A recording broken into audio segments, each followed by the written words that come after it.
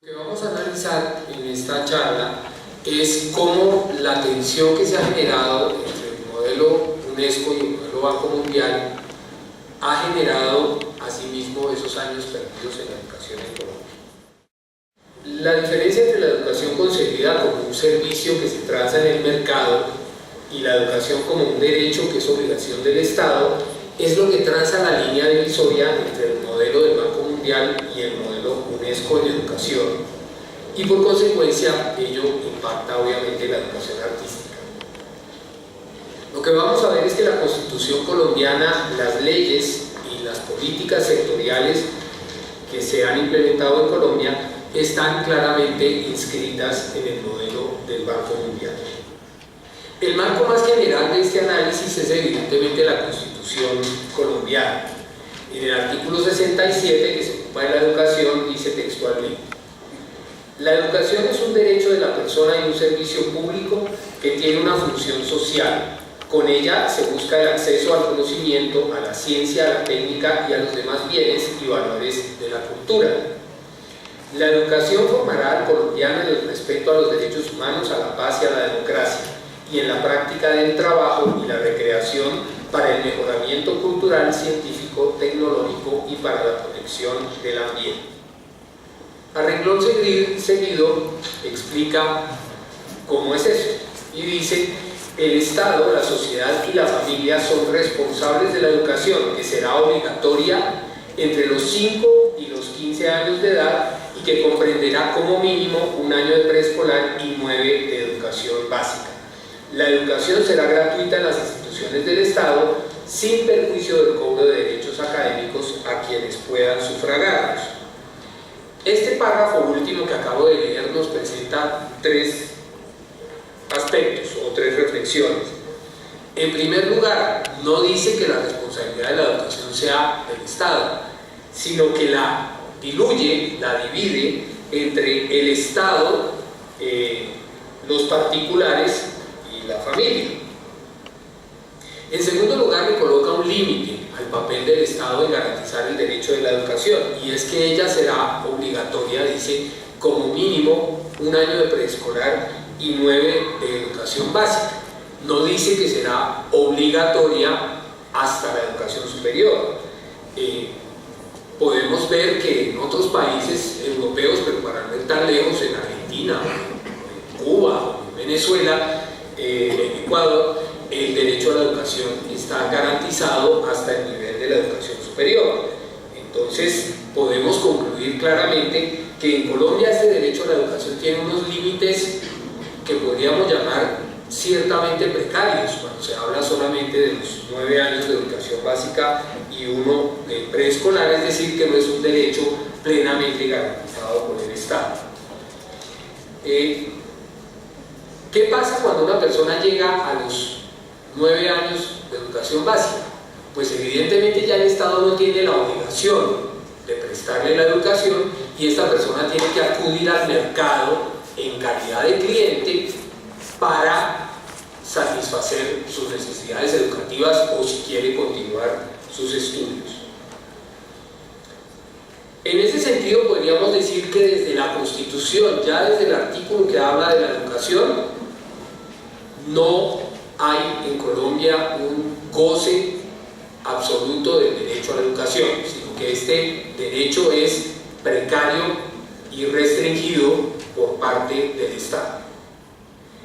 ¿Qué pasa con los derechos culturales? La Constitución también habla de los derechos culturales y entonces dice en su artículo 70 lo siguiente: el Estado tiene el deber de promover y fomentar el acceso a la cultura de todos los colombianos en igualdad de oportunidades por medio de la educación permanente y la enseñanza científica, técnica, artística y profesional en todas las etapas del proceso de creación de la identidad nacional. La cultura en sus diversas manifestaciones es fundamento de la nacionalidad. El Estado reconoce la igualdad y dignidad de todas las que conviven en el país. El Estado promoverá la investigación, la ciencia, el desarrollo y la difusión de los valores culturales de la nación.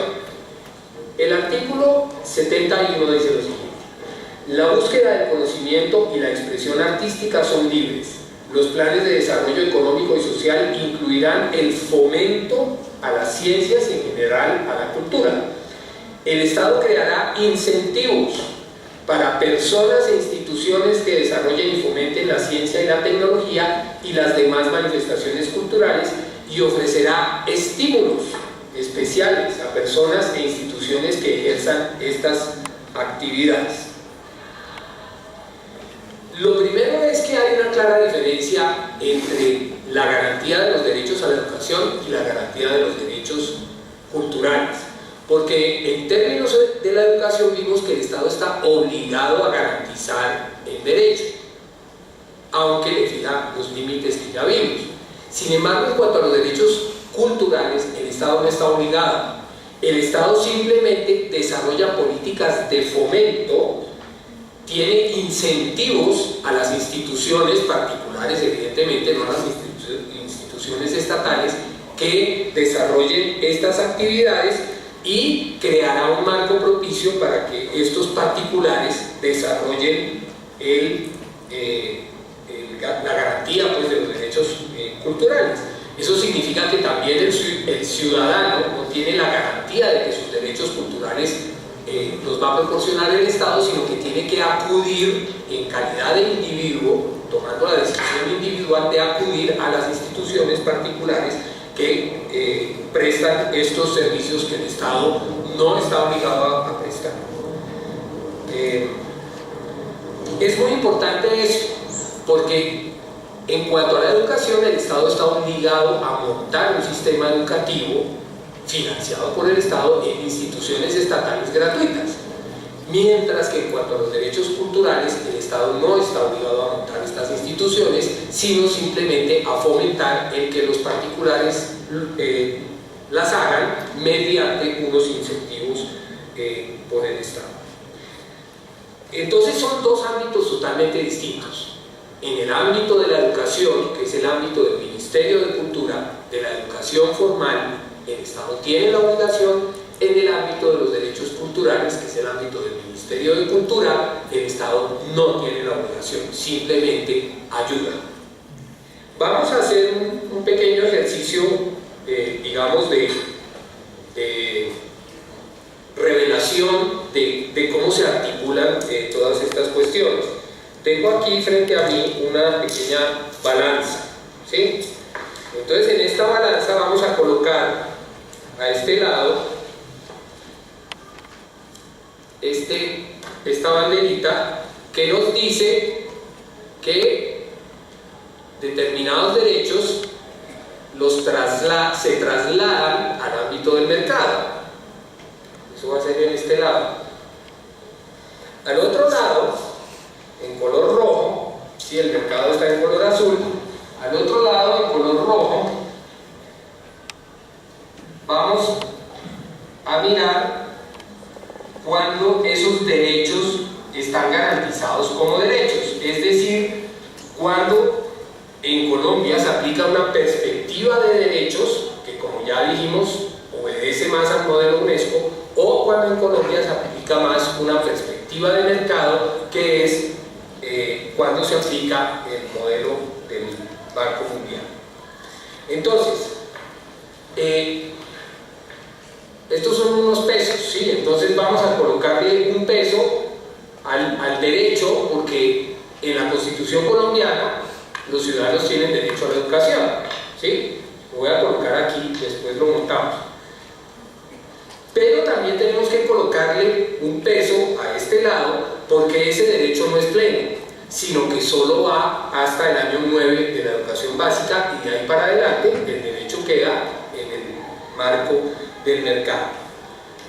La cuestión es un poco más desigual en cuanto a los derechos culturales, porque el Estado no tiene la obligación de garantizar los derechos culturales, sino que sencillamente creará estímulos para que otras personas lo hagan. Entonces vamos a ponerle un peso al derecho a la cultura, pero desgraciadamente, como los particulares se ubican en el mercado, tenemos que colocarle 2 pesos al hecho de que los derechos culturales no se garantizan por parte del Estado, sino que se garantizan en el mercado. Bien, vamos a hacer un pequeño dibujo para resumir lo que tenemos hasta acá. Aquí tenemos la balanza en donde hay dos ámbitos, el ámbito de los derechos y el ámbito del mercado. Vemos cómo el artículo que habla del derecho a la educación se coloca en la perspectiva de los derechos, lo cual significa que tenemos aquí un valor, pero esos derechos tienen un límite. Entonces, eso transita nuevamente entonces al ámbito del mercado. Ahora, ya cuando hablamos de los derechos culturales, en los derechos culturales se sitúa esto claramente en el ámbito del mercado. Educación y cultura se ubica más a este lado. Es decir, hay leyes que desarrollan cómo se van a implementar estos artículos de la Constitución. En materia educativa, pues evidentemente la Ley General de Educación, Ley 115 de 1994. Esta ley dice en sus fines: propiciar una formación general mediante el acceso de manera crítica y creativa al conocimiento científico, tecnológico, artístico y humanístico y de sus relaciones con la vida social y con la naturaleza, de manera tal que prepare al educando para los niveles superiores del proceso educativo y para su vinculación con la sociedad y el trabajo.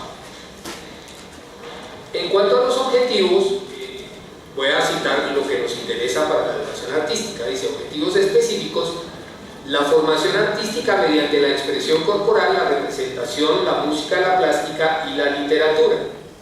La apreciación artística, la comprensión estética, la creatividad, la familiarización con los diferentes medios de expresión artística y el conocimiento, valoración y respeto por los bienes artísticos y culturales.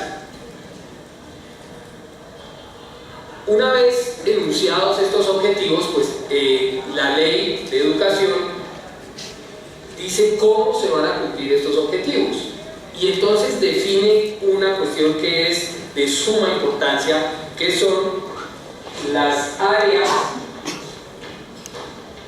obligatorias y fundamentales. Esto hay que tenerlo muy presente. En la Ley General de Educación están definidas unas áreas obligatorias y fundamentales que dicen: para el logro de los objetivos de la educación básica se establecen áreas obligatorias y fundamentales del conocimiento y de la formación que necesariamente tendrán que ofrecerse de acuerdo con el currículo y el proyecto educativo institucional. Los grupos de áreas obligatorias y fundamentales, que comprenderán un mínimo del 80% del plan de estudios, son los siguientes. Bueno, son bastantes, pero enunciemos algunos: ciencias naturales, ciencias sociales. Educación artística aparece como tercero. Luego esto se convirtió en educación artística y cultural. Educación ética, educación física, educación religiosa, humanidades, matemáticas y tecnología e informática en noveno lugar. Entonces, como vemos, el 80% del currículo de las instituciones educativas tiene que estar ocupado por estas áreas que son obligatorias y fundamentales y que incluye la educación artística en su punto número 3. Ahora, para implementar estas áreas artísticas, estas áreas obligatorias y fundamentales, las instituciones definen un proyecto educativo institucional. Dentro de ese proyecto tienen que decir cómo van a implementar estas áreas, qué recursos necesitan, cómo va a ser la logística de todo esto en cuanto a recursos físicos, docentes y administrativos, y cuál es su, digamos así, su visión de lo que va a ser el proceso educativo en esa institución. Una vez discutido y aprobado autónomamente por cada institución educativa este proyecto educativo institucional, pues el Ministerio, en el caso del sector estatal, tiene que garantizar los recursos, o tendría que garantizar los recursos para que ese proyecto educativo institucional se llevara a cabo. Este proyecto educativo institucional está enunciado en el artículo 73 de la Ley de Educación. ¿Qué pasa en cuanto a los derechos culturales? Los derechos culturales están enunciados en la Ley General de Cultura, que es la Ley 397 de 1997. En su artículo segundo nos habla del papel del Estado, que vamos a ver cómo es totalmente diferente al papel del Estado en materia educativa. Dice: el papel del Estado en relación con la cultura. Las funciones y los servicios del Estado en relación con la cultura se cumplirán en conformidad con lo dispuesto en el artículo primero, teniendo en cuenta que el objetivo primordial de la política estatal sobre la materia son la preservación del patrimonio cultural de la nación y el apoyo y estímulo a las personas, comunidades e instituciones que desarrollen o promuevan las expresiones artísticas y culturales en los ámbitos locales, regionales y nacionales. Los artículos 17 y 18 desarrollan este papel del Estado de una manera más específica. Entonces nos explica qué es el fomento, cuál es el papel de fomento que va a tener el Estado. El Estado, a través del Ministerio de Cultura, esta ley creó el Ministerio de Cultura, y las entidades territoriales, fomentará las artes en todas sus expresiones y las demás manifestaciones simbólicas expresivas como elementos del diálogo, el intercambio, la participación y como expresión libre y primordial del pensamiento del ser humano que construye en la convivencia pacífica. Artículo 18. Los estímulos. El Estado, a través del Ministerio de Cultura y las entidades territoriales, establecerá estímulos especiales y promocionará la creación, la actividad artística y cultural, la investigación y el fortalecimiento de las expresiones culturales. Para tal efecto establecerá, entre otros programas, bolsas de trabajo, becas, premios anuales, concursos, festivales, talleres de formación artística, apoyo a personas y grupos dedicados a actividades culturales, ferias, exposiciones, unidades móviles de divulgación cultural, y otorgará incentivos y créditos especiales para artistas sobresalientes, así como para integrantes de las comunidades locales, en el campo de la creación, la ejecución, la experimentación, la formación y la investigación a nivel individual y colectivo en cada una de las expresiones culturales. Leo todo el párrafo que enumera todas las actividades que realiza el Estado en materia cultural, para que nos demos cuenta que en ninguna parte aparece que el Estado realizará estas actividades directamente, sino que apoyará a las personas que las realicen, es decir, a los particulares, que son instituciones que se colocan en el mercado para ofrecer estos servicios. Entonces, nuevamente queda muy clara la división en el papel del Estado en materia educativa, en donde el Estado sí está obligado a tener instituciones que presten los servicios educativos para garantizar el derecho a la educación, pero en materia cultural el Estado no está obligado a eso, simplemente tiene que ayudar a las personas, en fin, toda la lista que aparece ahí, para que realicen estas actividades. En otras palabras, la educación es un derecho garantizado por el Estado, con unos límites. Los derechos culturales el Estado no los tiene que garantizar, son los particulares los que se los procuran en el mercado, una concepción de servicios en donde las personas no son sujetos de derecho, sino son clientes que acuden al mercado a satisfacer una necesidad. Esta es una concepción claramente economicista que está inscrita dentro del modelo del Banco Mundial. Entonces veamos cómo va nuestro marcador. Tenemos 1, 2, 3, 4, lleva el sector de los derechos contra 2, 4, 5, 6 del sector del mercado. Va ganando el Banco Mundial, considerando Constitución y desarrollo legal, va ganando el Banco Mundial 6 a 4. Podemos plantear esto en otros términos. Los ciudadanos tienen una canasta básica de derechos que es garantizada por el Estado. Esa canasta básica incluye el derecho a la educación en un grado de preescolar y 9 de educación básica, pero no incluye los derechos al arte y a la cultura, los cuales el individuo tiene que procurarse como cliente en el mercado con un subsidio, planteémoslo así, un subsidio del Estado.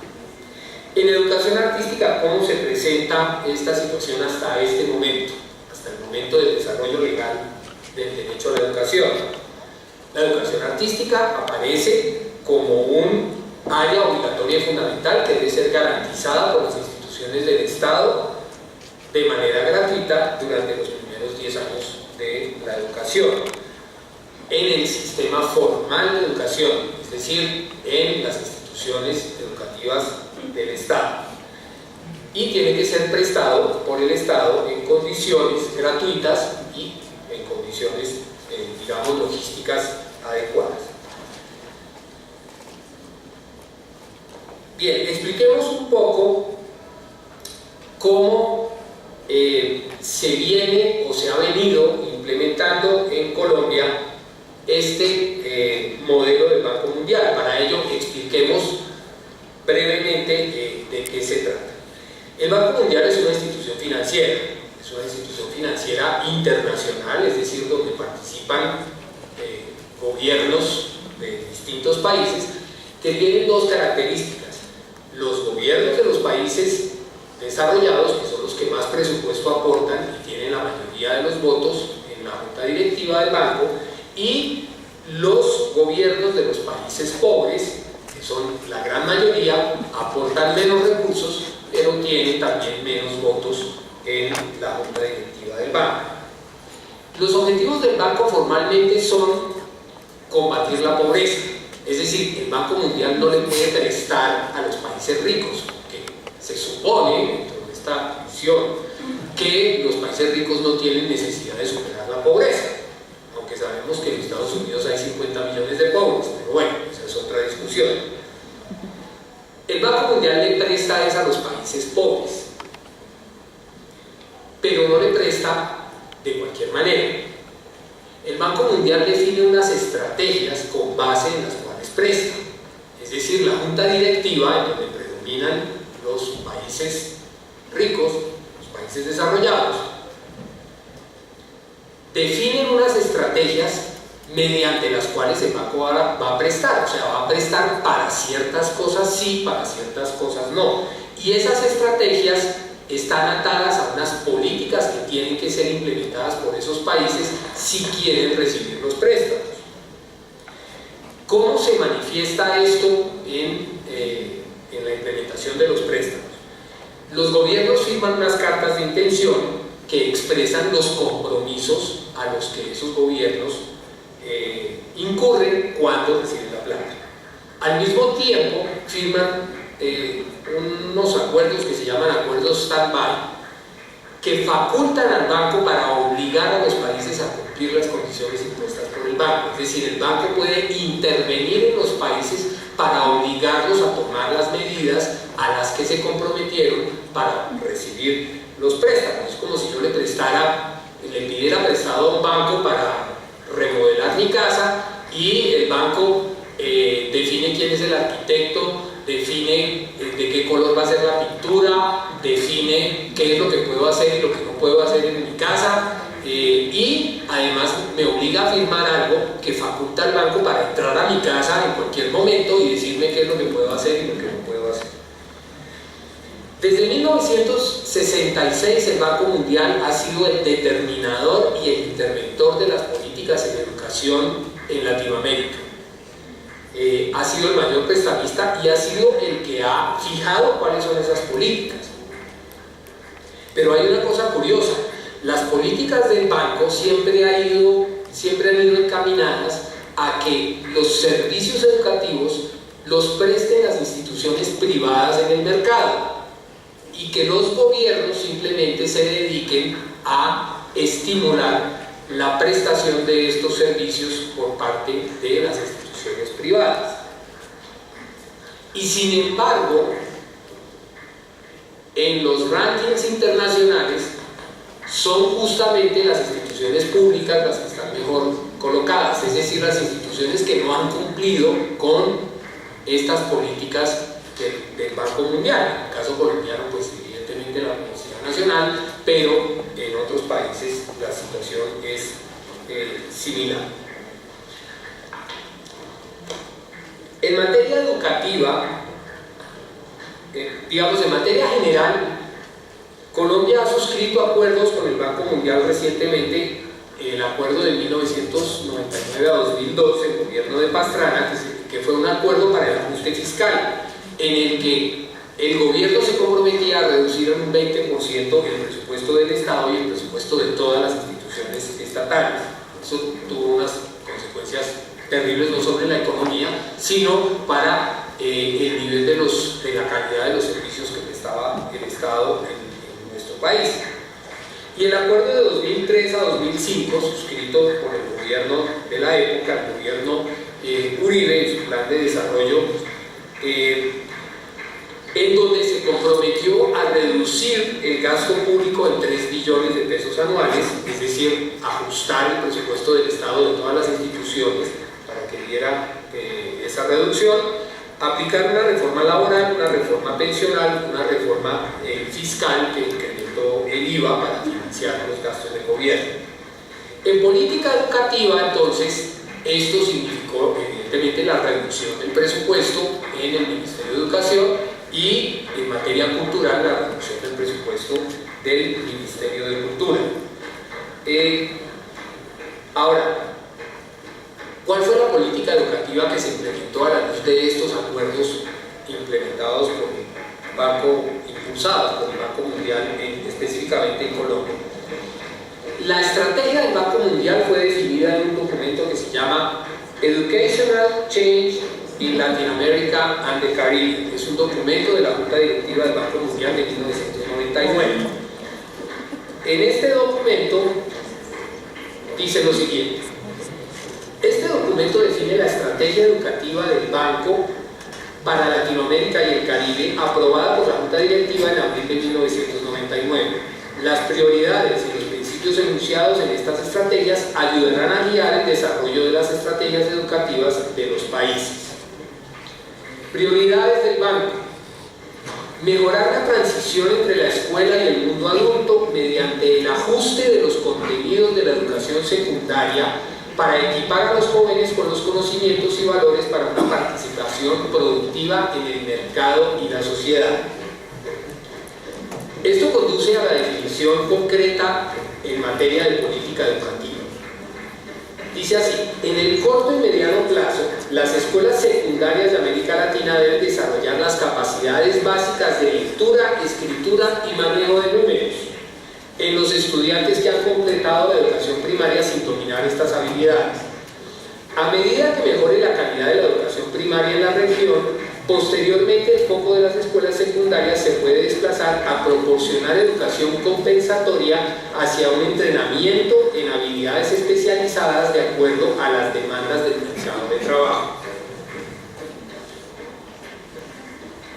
Bueno, el lenguaje del banco es un poco técnico, pero aún así se entiende muy clara cuál es la estrategia del banco para las instituciones públicas de educación en Latinoamérica y el Caribe, y es reducir los servicios educativos que presta el Estado en estos países a lo que es el manejo de números y las habilidades de lenguaje. Es decir, las políticas educativas que se implementen en los estados, que como sabemos, estas políticas educativas están financiadas por el Banco Mundial y tienen que ceñirse obligatoriamente a su estrategia, se limitarán esas instituciones a educar a sus estudiantes en estas áreas que son las relevantes y las necesarias para la inserción en el mercado laboral. Como vemos, es una perspectiva completamente distinta a la perspectiva de derechos.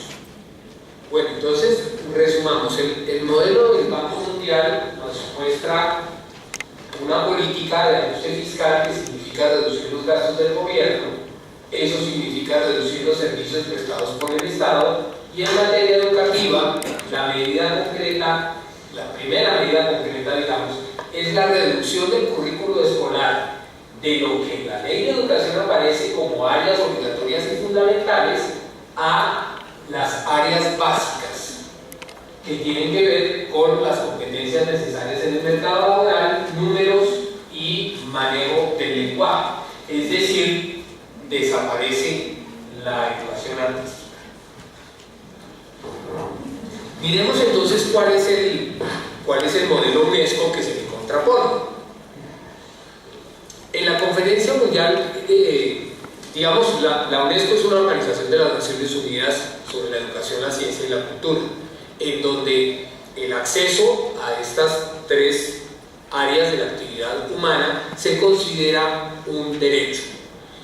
Específicamente en lo que tiene que ver con la educación artística, la Conferencia Mundial sobre Educación Artística, Construir Capacidades Creativas para el Siglo XXI, se realizó en Lisboa en el año 2006 y allí se formuló la hoja de ruta para la educación artística, que es el documento guía de la política de la UNESCO para la educación artística. ¿Cuáles son los fines de esta hoja de ruta? Dice, explorar la posible contribución de la educación artística para satisfacer las necesidades de creatividad y sensibilización cultural en el siglo XXI. Un objetivo claro, garantizar el cumplimiento del derecho humano a la educación y la participación en la cultura. Es decir, es claramente una perspectiva de derechos completamente contrapuesta a la perspectiva de mercado del Banco Mundial. En segundo lugar, el cumplimiento de estos derechos es el principal argumento a favor de convertir a la educación artística en una parte importante e incluso obligatoria del programa educativo en los distintos países. Como vimos, este documento es del 2006, desde 1994 en la Ley General de Educación Colombiana está consagrado que la educación artística es un área obligatoria y fundamental en el ámbito formal de la educación básica prestada por el Estado, garantizada por el Estado. Dice UNESCO, la educación artística debe convertirse en una parte obligatoria de los programas educativos. Asimismo, la educación artística es un proceso a largo plazo, por lo que debe ser sistemática y desarrollarse a lo largo de los años. Es decir, es una actividad que debe estar insertada en el currículo escolar en donde siga un proceso continuo. Evidentemente, este enfoque sobre la educación artística y sobre la educación, partiendo de los derechos, se contrapone totalmente al modelo economicista del Banco Mundial. En el modelo de la UNESCO, la cultura y las artes son componentes básicos de una educación integral. Este concepto es muy importante, que permita al individuo desarrollarse plenamente. Por lo tanto, la educación artística es un derecho universal para todos los educandos, comprendidas las personas que suelen quedar excluidas de la educación, como por ejemplo los inmigrantes, las minorías culturales y las personas discapacitadas. A partir de estas consideraciones, la hoja de ruta, cito nuevamente, se centra en las estrategias necesarias para introducir o fomentar la educación artística en el entorno de aprendizaje. Según las conclusiones de esta hoja de ruta, todos los humanos tienen un potencial creativo. Las artes nos proporcionan un entorno y una práctica en los que la persona que aprende participa en experiencias, procesos y desarrollos creativos. Sin embargo, hay una cosa que es importante resaltar en este modelo de la UNESCO, y es que la misma UNESCO cae en una visión utilitarista e instrumental de lo que debe ser la educación artística cuando señala: las sociedades del siglo XXI exigen cada vez más trabajadores creativos, flexibles, adaptables e innovadores, y los sistemas educativos deben ajustarse a esta nueva situación. La educación artística proporciona a las personas que aprenden las habilidades que se requieren de ellas y además les permite expresarse, evaluar críticamente el mundo que les rodea y participar activamente en los distintos aspectos de la existencia humana. Entonces, si bien se parte de una perspectiva de derechos. De todas maneras hay una concepción utilitaria de lo que debe ser la educación artística, no como una necesidad en sí misma para el desarrollo integral de la persona humana, sino como una habilidad adicional o una competencia adicional o una cuestión adicional que le sirve al individuo para insertarse en la sociedad y en el mercado laboral.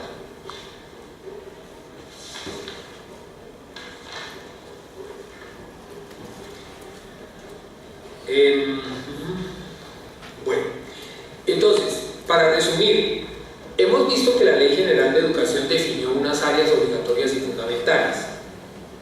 Sin embargo, el modelo impulsado por el Banco Mundial y que ha sido aplicado en Colombia, digamos, de una manera bastante radical, plantea una perspectiva totalmente distinta al de las áreas obligatorias y fundamentales, limitando el currículo escolar en las instituciones prestadas por el Estado únicamente a las habilidades básicas, competencias básicas para el mercado laboral, que son el manejo de números y el lenguaje. Bueno, ¿cómo se ha implementado esta política en Colombia? O sea, vamos a lo concreto, ¿cuáles son las medidas que se han tomado en Colombia siguiendo este modelo del Banco Mundial y no el modelo de la UNESCO? Las primeras experiencias se dieron en Bogotá, cuando el alcalde Peñalosa y posteriormente el alcalde Mocus nombraron a Cecilia María Vélez como secretaria de Educación de Bogotá. Ella ya en esos años comenzó la implementación de estas políticas de liquidación, por decirlo así, del sistema de áreas obligatorias y fundamentales, y combinada con una medida que dentro de las políticas del Banco Mundial tiene una importancia crucial, y es que el objetivo de la política gubernamental para la educación debe ser el aumento de cobertura, pero sin aumentar los recursos para financiar ese aumento de cobertura, es decir, hacer más con lo mismo. Eso fue lo que ella hizo cuando estuvo en la Secretaría de Cultura en las alcaldías de Peñalosa y de Mocus.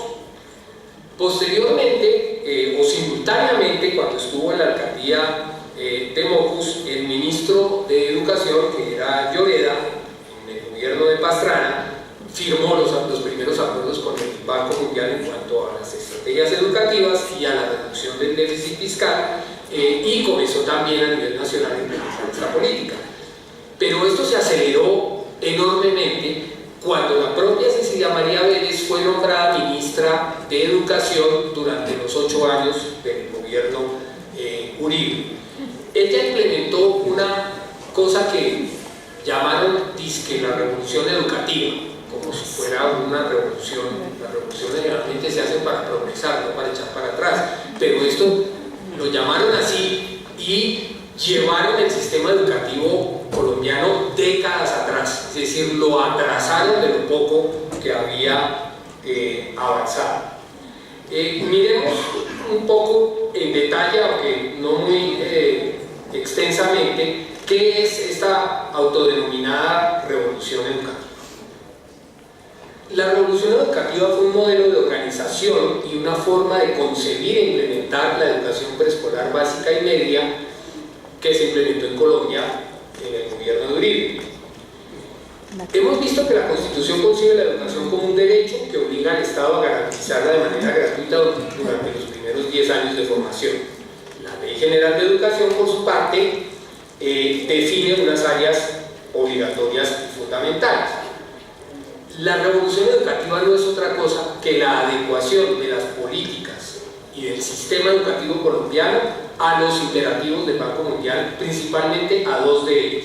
En primer lugar, la reducción del gasto público en educación, que era obligatoria de acuerdo a los convenios firmados con el Banco Mundial, y el ajuste de los contenidos de la educación a aquellos que el banco definió que eran los fundamentales, que son los que tenemos ahí. Mediante la introducción del concepto de competencia, competencias, la revolución educativa desterró del currículo escolar la mayoría de las áreas fundamentales y obligatorias, desconociendo la ley de educación y limitándolas a las dos definidas por el BAC. En el gráfico que ustedes van a ver proyectado queda claramente definido lo que es la revolución educativa. Este gráfico no es mío, este gráfico es de los propios documentos de la revolución educativa. El gráfico dice lo siguiente: en la primera infancia, eso es en un año de preescolar garantizado por el sistema educativo, hay un desarrollo de algo que se llama competencias integrales, donde evidentemente pues estarán probablemente todas las competencias de las áreas obligatorias y fundamentales, bueno, las que son apropiadas para esa edad escolar. Sin embargo, a partir de ese primer año, es decir, en la educación básica, desaparecen las competencias integrales y el proceso se concentra en las competencias básicas definidas por el banco: lenguaje y números. En la educación básica, grados 1 a 5, estas competencias básicas ocupan el 90% de la dedicación escolar, y el 10% restante lo ocupan una generalidad llamada competencias ciudadanas, es decir, lo opuesto a lo que dice la ley de educación de las áreas obligatorias y fundamentales, que dice que estas áreas obligatorias deben ocupar el 80% del currículo. En la educación secundaria, grados 6 a 9, se mantiene esta proporción, es decir, 90% de las áreas básicas definidas por el Banco Mundial. Y en la educación media, que son los grados 10 y 11, que digamos es una educación que todavía no está bien reglamentada en el país, pero son los grados 10 y 11 que son como una prolongación de la educación básica, se introducen unas nuevas competencias. La educación artística, preguntamos, o la educación científica, o las humanidades, o la educación física, que fueron completamente desterradas, o la geografía, o la historia de Colombia, o la historia universal. No, en los grados 10 y 11 se introducen las competencias laborales específicas y profesionales, y continúan las competencias básicas siendo las más importantes. Entonces, podemos decir que la revolución educativa, con el objeto de hacerle el quite a las áreas obligatorias y fundamentales que estipula la ley, adopta la conceptualización del modelo de competencias para luego precisar que esas competencias son comunicación, español e inglés, matemáticas, ciencias y ciudadanía. No aparece ninguna de las que ya nombramos anteriormente, que son precisamente las definidas por el Banco Mundial. Adicionalmente, se define que estas competencias serán los referentes de calidad diseñados para orientar la práctica educativa de los agentes del sistema en su conjunto. Es decir, a las instituciones educativas, a los estudiantes, a los profesores y a las instituciones se los va a evaluar por su grado de conocimiento en estas áreas de lenguaje y números. Es decir, no se los va a evaluar por sus conocimientos en artes o por su posibilidad de hacer las artes o de conocer las humanidades o las ciencias básicas. Las únicas áreas que se van a evaluar son estas competencias básicas definidas por el Banco Mundial. Entonces, evidentemente a las instituciones no les interesa tener un área de artes si saben que esas instituciones serán evaluadas únicamente por las áreas de lenguaje y números, y sabiendo que el ministerio no les va a dar los recursos para implementar áreas de arte, sino que esos recursos van a tener que salir de la propia institución. Eso significa que nuestra canasta básica, que en el capítulo anterior, cuando miramos la Ley General de Educación, incluía como una área obligatoria y fundamental la educación artística, ahora ya no la incluye. La canasta básica incluye la educación, pero solamente en estas áreas definidas por el Banco Mundial. Las demás no las incluye, pero eso no niega que haya personas que quieran formarse en educación artística. El problema es que ya no es el Estado el que va a proporcionar esa educación, y no la va a proporcionar en el sistema formal, es decir, en el sistema educativo formal, la educación básica y superior, sino que estas serán proporcionadas en el mercado a donde los individuos en calidad de clientes van a tener que acudir de acuerdo a su poder adquisitivo.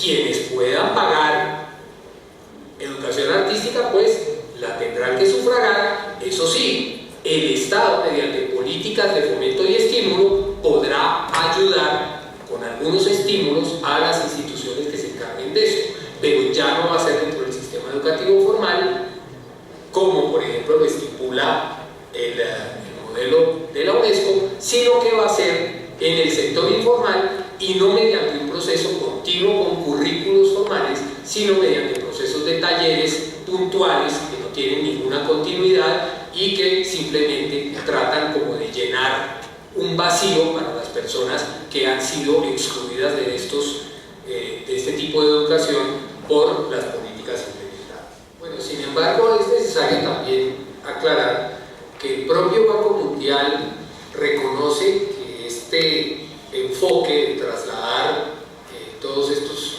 servicios, ver todos estos derechos como servicios al mercado, genera unas distorsiones, unas graves distorsiones, y es que como en el mercado se accede de acuerdo al poder adquisitivo, pues hay mucha gente que se queda por fuera.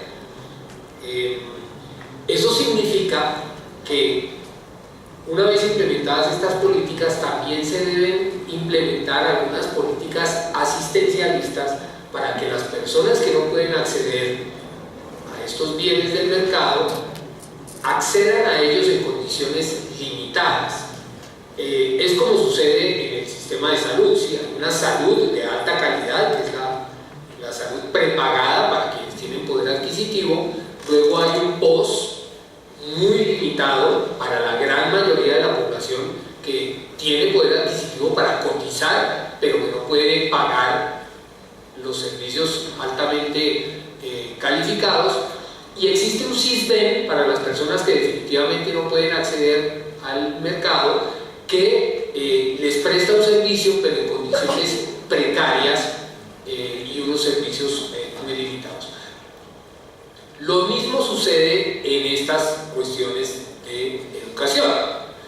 Como este enfoque de la revolución educativa, en donde solo se hacen unas áreas básicas y todas las demás quedan por fuera, excluye a una población del acceso a estas áreas, por ejemplo a la educación artística, entonces se montó un sistema de formación artística que no lo hace el Ministerio de Educación, porque no es un sistema formal, es un sistema informal que presta el Ministerio de Cultura, pero en condiciones precarias.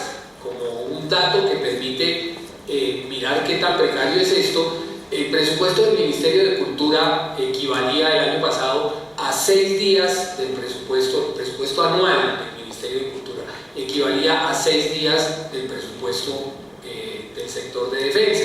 Entonces es un ministerio que no tiene plata y sin embargo ha logrado desarrollar una gran cantidad de actividades de formación artística, una serie de experiencias y apoyar actividades de formación artística de las comunidades que los hemos visto pues son muy importantes y que se han manifestado en los encuentros nacionales de educación artística que ha venido organizando el Ministerio. Es decir, para decirlo en otros términos, el Ministerio de Cultura, con muy poco presupuesto, ha tenido que recoger la bandera de la educación artística, bandera que dejó tirada el Ministerio de Educación con la revolución educativa. Ahora,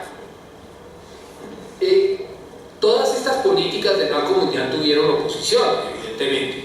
Los sindicatos del magisterio, los expertos en educación, las comunidades organizadas resistieron este modelo y advirtieron de las consecuencias de la implementación de este modelo. Consecuencias que tienen que ver con que no solo iba a bajar la calidad de la educación por la exclusión de estas áreas, sino que incluso en las áreas definidas por el Banco Mundial el sistema educativo iba a sufrir una baja de calidad precisamente por esa política de hacer más con lo mismo y de aumentar la cobertura sin fijarse en la calidad. Eso no hay necesidad de echar un discurso para demostrar. Colombia se ha colocado sistemáticamente desde que se implementó la revolución educativa como el peor país en el mundo de las pruebas PISA de la OCDE. entonces la demostración evidentemente salta a la vista. Y eso es lo que nos permite concluir que los años 15, 18 años que han transcurrido desde que se implementaron estas estrategias del Banco Mundial son los años perdidos para la educación en Colombia. Para concluir, digamos que según la investigadora en educación artística Andrea Giraldes, talento es cuando alguien descubre las razones de haber venido al mundo y vive de ellas. En Colombia, mediante la erradicación de la educación artística de los currículos escolares, se le ha negado a la mayoría de la población estudiantil y a comunidades enteras el derecho a hacer este descubrimiento. Entonces, miremos cómo va nuestro marcador aquí en la balanza. Decíamos que el Banco Mundial llevaba 6 frente, es decir, el enfoque de mercado del Banco Mundial, frente a 4 que tenía el enfoque de derechos hasta lo que es la ley de educación. Ahora, con la aplicación de la revolución educativa, el marcador evidentemente tiene que cambiar. La política de aumentar la cobertura, si fijarse en la calidad, le vamos a dar 2 pesos para esta política del Banco Mundial de mercado. Y la liquidación de las áreas obligatorias y fundamentales evidentemente tiene un peso extraordinario en seguir las instrucciones del Banco Mundial y colocar la educación en el terreno del mercado. Le vamos a dar 4 pesos. ¿Qué significa esto? Que si colocamos en nuestra balanza todos estos pesos, estos son los pesos en el área de los derechos, tenemos 4, mientras que en el área del Banco Mundial tenemos